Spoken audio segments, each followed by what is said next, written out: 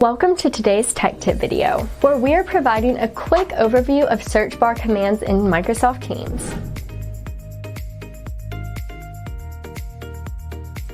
Many Teams users are missing out on this powerful feature, so keep watching for the best ways to start using it.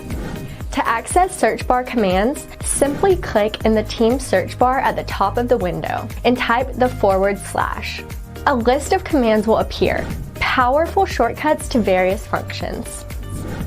For instance, you can set your status to available with /available or /away when you're not at your desk. Need to start a call or chat quickly? Use /call or /chat. The best part is that there's a concise explanation on the right next to each command. And that's not all. Keyboard shortcuts are another secret weapon for turbocharging your Teams experience.